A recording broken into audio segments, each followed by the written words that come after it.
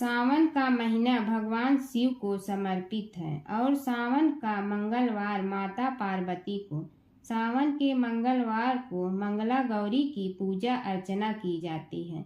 मान्यताओं के अनुसार इस दिन व्रत रखने से मनोकामना जल्द पूरी हो जाती है। सुहागन महिलाएं अगर इस व्रत को रखती हैं तो उन्हें अखंड सौभाग्यवती होने का वरदान प्राप्त होता है। सावन में मंगलवार को सुहागिन महिलाएं पूरे दिन व्रत रखकर शाम को मंगला गौरी की विधि विधान से पूजा अर्चना करती हैं। हिंदू धर्म में इस व्रत का विशेष महत्व है। मान्यताओं के अनुसार इस व्रत को रखने और कथा सुनने से मनोकामना जल्द पूर्ण हो जाती है। माँ मंगला गौरी व्रत की कथा। पौराणिक कथा के अनुसार एक समय की बात है, एक शहर में धर्मपाल नामक एक व्यापारी रहता था। उसकी पत्नी काफी खूबसूरत थी और उसके पास काफी संपत्ति थी, लेकिन उनके कोई संतान नहीं होने के कारण वे काफी दुखी रहा करते थे। ईश्वर की कृपा से उनको एक पुत्र की प्राप्ति हुई, लेकिन वह अल्पायु था। उसे यह श्राप मिला था कि 16 वर्ष की उम्र में सांप के काटने से उसकी मौत हो जाएगी।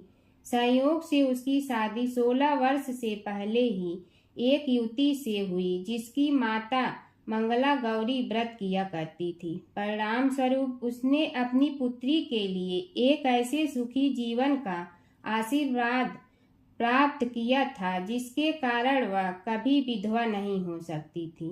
अतः अपनी माता के इसी व्रत के प्रताप से धर्मपाल की बहू को अखंड सौभाग्य की प्राप्ति हुई। इस वजह से धर्मपाल के पुत्र ने 100 साल की लंबी आयु प्राप्त की। तभी से ही मंगला गौरी व्रत की शुरुआत मानी गई है। इस कारण से सभी नवविवाहित महिलाएं इस पूजा को करती हैं तथा गौरी व्रत का पालन करती हैं और अपने लिए एक लंबी सुखी तथा अस्थायी वैवाहिक जीवन की कामना करती हैं। जो महिला उपवास का पालन नहीं कर सकती वे भी कम से कम पूजा तो कर सकती हैं। इस कथा को सुनने के बाद विवाहित महिला अपनी सास तथा ननद को 16 लड्डू देती हैं। इसके बाद वे यही प्रसाद ब्राह्मण को भी देती हैं। इस विधि को पूरा करने के बाद बाती 16 वाली दिए देवी की आरती करती हैं। व्रत के दूसरे दिन बुधवार को देवी मंगला गौरी की प्रतिमा को नदी या पोखरे में विसर्जित कर देती हैं। अंत में माँ गौरी के सामने हाथ जोड़कर अपने समस्त अपराधों के लिए एवं पूजा में हुई भूल चूक के लिए क्षमा मांगना चाहिए। इस व्रत और पूजा को परिवार की खुशी के लिए लगातार 5 वर्षों तक किया जाता है। अतः शास्त्रों के अनुसार यह मंगला गौरी व्रत नियमों के अनुसार करने से प्रत्येक मनुष्य के वैवाहिक सुख में बढ़ोतरी होकर पुत्र पौत्रादि भी अपना जीवन सुख पूर्वक गुजारते हैं। ऐसी इस व्रत की महिमा है। ईश्वर बोले, हे सनत कुमार, अब मैं अत्युत्तम भौम व्रत का वर्णन करूंगा जिसके अनुष्ठान करने मात्र से वैधव्य नहीं होता है। विवाह होने के पश्चात 5 वर्षों तक यह व्रत करना चाहिए। इसका नाम मंगला गौरी व्रत है। यह पापों का नाश करने वाला है। विवाह के पश्चात प्रथम श्रावण शुक्ल पक्ष में पहले मंगलवार को यह व्रत आरंभ करना चाहिए। केले के खंभों से सुशोभित एक पुष्प मंडल बनाना चाहिए और उसे अनेक प्रकार के फलों तथा रेशमी वस्त्रों से सजाना चाहिए। उस मंडप में अपने सामर्थ्य के अनुसार देवी की सुवर्णमयी अथवा अन्य धातु की बनी प्रतिमा स्थापित करनी चाहिए। उस प्रतिमा को 16 उपचारों से, 16 दूर्वा दलों से, 16 चावलों से तथा 16 चने की दालों से मंगला गौरी नामक देवी की पूजा करनी चाहिए और 16 बातियों से 16 दीपक जलाने चाहिए। दही तथा भात का नैवेद्य भक्ति पूर्वक अर्पित करना चाहिए। देवी के पास ही पत्थर का सील तथा लोढ़ा स्थापित करना चाहिए। 5 वर्ष तक इस प्रकार से करने के पश्चात उद्यापन करना चाहिए। माता को वायन प्रदान करना चाहिए, जिसकी विधि आप सुनिए। अपने सामर्थ्य अनुसार एक पल प्रमाण सुवर्ण की अथवा उसके आधे प्रमाण की अथवा उसके भी आधे प्रमाण की मंगला गौरी की प्रतिमा निर्मित करानी चाहिए। अपनी शक्ति के अनुसार स्वर्ण आदि के बने तंडुल पूरित पात्र पर वस्त्र तथा रमणी कंचु की ओढ़नी रखकर उन दोनों के ऊपर देवी की प्रतिमा स्थापित करनी चाहिए। पास में चांदी से निर्मित सील तथा लोढ़ा रखकर माता को वायन प्रदान करना चाहिए। इसके बाद 16 सुहागिनियों को प्रयत्न पूर्वक भोजन कराना चाहिए।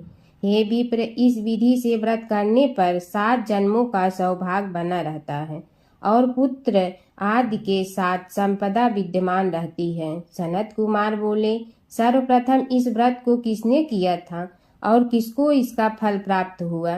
हे शंभु, जिस तरह से मुझे इसके प्रति निष्ठा हो जाए कृपा करके वैसे ही बताइए। ईश्वर बोले, हे सनत कुमार, पूर्व काल में कुरु देश में श्रुति कीर्ति नामक एक विद्वान कीर्तिशाली शत्रुओं का नाश करने वाला 64 कलाओं का ज्ञाता तथा धनुर्विद्या में कुशल राजा हुआ था।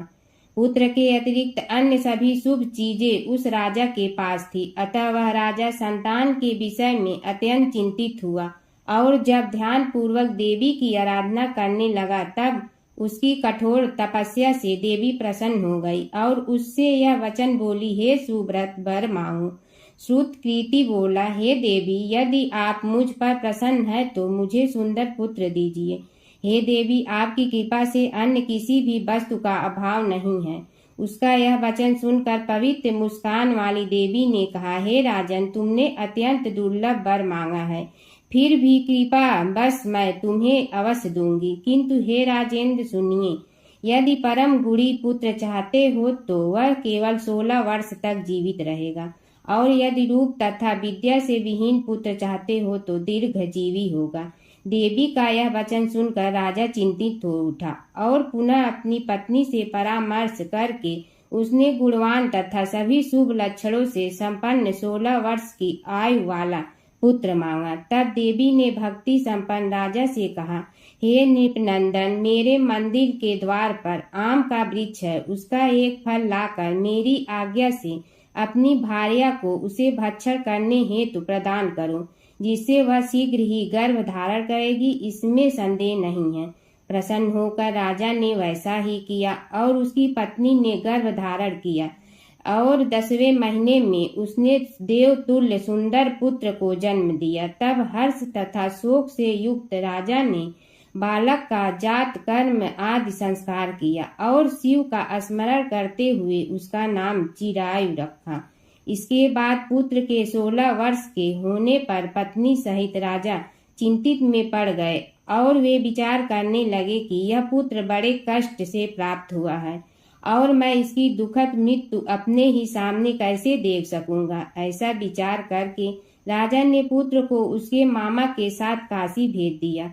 प्रस्थान के समय राजा की पत्नी ने अपने भाई से कहा कि कार्पटिक का वेश धारण करके आप मेरे पुत्र को काशी ले जाइए। मैंने भगवान मृत्युंजय से पूर्व में पुत्र के लिए प्रार्थना की थी और कहा था कि हे विश्वेश, आप जगत पत्नी की यात्रा के लिए मैं उस पुत्र को अवश्य भेजूंगी, अतः आप मेरे पुत्र को आज ही ले जाइए और सावधानी पूर्वक इसकी रक्षा कीजिए। अपनी बहन की यह बात सुनकर भांजे के साथ वह चल पड़ा। कई दिनों तक चलते चलते वह आनंद नामक नगर में पहुंचा। वहां सभी प्रकार की समृद्धियों से संपन्न वीरसेन नाम वाला राजा रहता था। उस राजा की एक सर्वलक्षण संपन्न युवावस्था प्राप्त मनोहर तथा रूप लावण्यमयी मंगला गौरी नामक कन्या थी। सभी उपमानों को तुच्छ करके सौंदर्य अभिवृत्ति को प्राप्त वह कन्या किसी समय सखियों के साथ नगर के उपवन में क्रीड़ा करने के लिए गई हुई थी। उसी समय एक चिरायु तथा उसका मामा वे दोनों भी वहां पहुंच गए और उन कन्याओं को देखने की लालसा से वहीं विश्राम करने लगे। इसी बीच विनोद पूर्वक क्रीड़ा करती हुई उन कन्याओं में से किसी एक ने कुपित होकर राजकुमारी को यह कुवचन कह दिया। तब उस अशुभ वचन को सुनकर राजकुमारी ने कहा, तुम अनुचित बात क्यों बोल रही हो? मेरे कुल में तो इस प्रकार की कोई नहीं है। मंगला गौरी की कृपा से तथा उनके व्रत के प्रभाव से विवाह के समय जिसके सर पर मेरे हाथ से अक्षत पड़ेंगे, हे सखी, यह यदि अल्प आयु वाला होगा तो भी चिरंजीवी हो जाएगा। इसके बाद वह सभी कन्याएं अपने अपने घर चली गईं। उसी दिन राजकुमारी का विवाह था।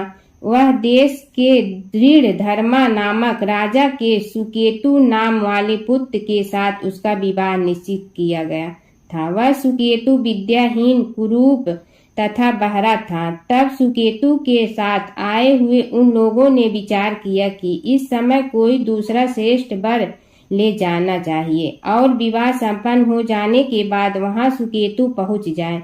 उन लोगों ने चिरायु के मामा के पास जाकर याचना की, आप इस बालक को हमें दे दीजिए जिससे हमारा कार्य सिद्ध हो जाए।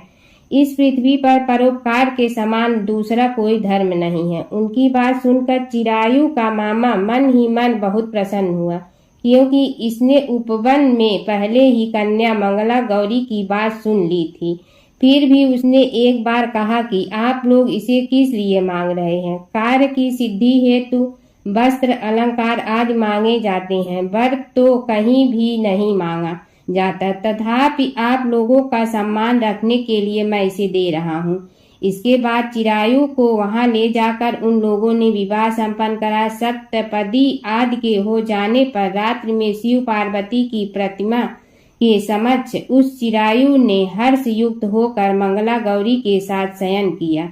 उसी दिन चिरायु के 16 वर्ष पूर्ण हो चुके थे और अर्धरात्रि में साक्षात काल्प सर्प रूप में वहां आ गया। इसी बीच संयोगवश राजकुमारी जाग गई। उसने उस महासर्प को वहां देखा और वह भय से व्याकुल होकर कांपने लगी। तभी उस कन्या ने धैर्य धारण 16 उपचारों से सर्प की पूजा की और पीने के लिए उसे दूध दिया। उसने दीनता भरी बाणी में उस सर्प की प्रार्थना तथा स्तुति की। मंगला गौरी प्रार्थना करने लगी कि मैं उत्तम व्रत को करूंगी जिससे मेरी पति जीवित रहे। ये जिस तरह से चिरकाल तक जीवित रहे, आप वैसा कीजिए। इतने में सर्प वहां स्थित एक कमंडल में प्रवेश कर गया और उस मंगला गौरी ने अपनी कंचुकी से उस कमंडल का मुंह बांध लिया। इसी बीच उसका पति अंगड़ाई लेकर जाग गया और अपनी पत्नी से बोला, हे प्रिय, मुझे भूख लगी है। तब वह अपनी माता के पास जाकर खीर, लड्डू आदि ले आई और उसके द्वारा दिए भोज्य पदार्थ को उसने प्रसन्न मन होकर खाया।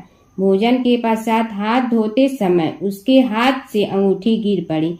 तांबुल खाकर वह पुनः सो गया। इसके बाद मंगला गौरी कमंडल को फेंकने के लिए जाने लगी। विधि की कैसी गति है कि उस कमंडल में से बाहर की ओर जगमग करती हुई हार कांति को देखकर वह आश्चर्यचकित हो गई। घट में स्थित उस हार को उसने अपने कंठ में धारण कर लिया। इसके बाद कुछ रात शेष रहते ही चिरायु का मामा आकर उसे ले गया। इसके बाद वर पक्ष के लोग सुकेतु को वहां ले आए। उसे देख मंगला गौरी ने कहा कि यह मेरा पति नहीं है। तब उन सभी ने उससे कहा, हे शुभे, तुम यह क्या बोल रही हो? यहाँ तुम्हारा कोई परिचायक हो तो उसे हम लोगों को बताओ। मंगला गौरी बोली, जिसने रात्रि में 9 रत्नों से बानी अंगूठी दी है, उसकी अंगुली में इसे डालकर परिचायक निशानी देख लें। मेरे पति ने रात्रि में मुझे जो हार दिया था उसके रत्नों का समुदाय कैसा है, इस बात को यह बताएं। यह तो कोई अन्य ही है। इसके अतिरिक्त रात्रि में आम सींचते समय उनका पैर कुसुम से लिप्त हो गया। वह मेरी जांघ पर अब भी विद्यमान है। उसे आप लोग शीघ्र देख लें। साथ ही रात में परस्पर भाषण तथा भोजन आदि जो कुछ किया गया था उसे भी यह बता दे, तब यह निश्चय ही मेरा पति है। इस प्रकार उसका वचन सुनकर सभी ठीक है कहने लगे, किंतु जब एक भी बात न मिली तब सभी ने सुकेतु को उसका पति होने से निश्चित कर दिया और वर पक्ष वाले जिस तरह से आए थे उसी तरह से चले गए। उसके बाद अपने वंश को बढ़ाने वाले महान यश से संपन्न तथा परम मनस्वी मंगला गौरी के पिता ने अन्न पान आदि का सत्र बनाया। उन्होंने वर पक्ष का वृतांत कानों कान सुन लिया कि स्वरूप से कुरूप होने के कारण लोगों के द्वारा किसी अन्य को वर के रूप में आदर पूर्वक लाया गया था। तब उन्होंने अपनी कन्या को पर्दे के भीतर बिठा दिया। उसके बाद 1 वर्ष बीतने पर यात्रा करके चिरायु अपने मामा के साथ यह देखने आया कि विवाह के बाद वहाँ क्या हुआ। तब उसे गवा के भीतर से देखकर वह मंगला गौरी अत्यंत प्रसन्न हुई और माता पिता से बोली कि मेरा पति आ गए हैं। राजा ने अपने श्रू सज्जनों को बुलाकर पूर्व में कहे गए सभी परिचायकों को निशानी को देखकर मंद मुस्कान वाली अपनी कन्या चिरायु को सौंप दी। राजा ने शिष्ट जनों को साथ लेकर विवाह का उत्सव कराया। इसके बाद राजा वीरसेन ने वस्त्र आभूषण आदि सेना घोड़े रथ और अन्य भी बहुत सी सामग्रियां देकर उन्हें विदा किया। उसके बाद कुल को आनंदित करने वाला वह चिरायु पत्नी तथा मामा को साथ लेकर सेना के साथ अपने नगर पहुंचा। लोगों के मुख से उसे आया हुआ सुनकर उसके माता पिता को विश्वास नहीं हुआ। उन्होंने सोचा कि प्रारब्ध अन्यथा कैसे हो सकता है। इतने में वह अपने माता पिता के पास आ गया और स्नेह से परिपूर्ण वह चिरायु भक्ति पूर्वक उनके चरणों में गिर पड़ा। तब अपने पुत्र का मस्तक सूंघकर उन दोनों ने परम आनंद प्राप्त किया। पुत्र वधू मंगला गौरी ने भी सास ससुर को प्रणाम किया। तब सास उसे अपनी गोद में बिठाकर सारा वृतांत शीघ्रता पूर्वक पूछने लगी। हे महामुनि, जब पुत्र वधू ने भी मंगला गौरी के उत्तम व्रत महात्म तथा जो कुछ घटित हुआ था वह सब वृतांत बताया। हे सनत कुमार, मैंने आपसे इस मंगला गौरी व्रत का वर्णन किया हूँ। जो कोई भी इसका श्रवण करता है अथवा जो इसे कहता है उसके सभी मनोरथ पूर्ण हो जाते हैं, इसमें संदेह नहीं है। सूत जी बोले, हे ऋषियों, इस प्रकार शिव जी ने सनत कुमार को यह मंगला गौरी व्रत बताया और उन्होंने सभी कार्यों को पूर्ण करने वाले इस व्रत को सुनकर महान आनंद प्राप्त किया।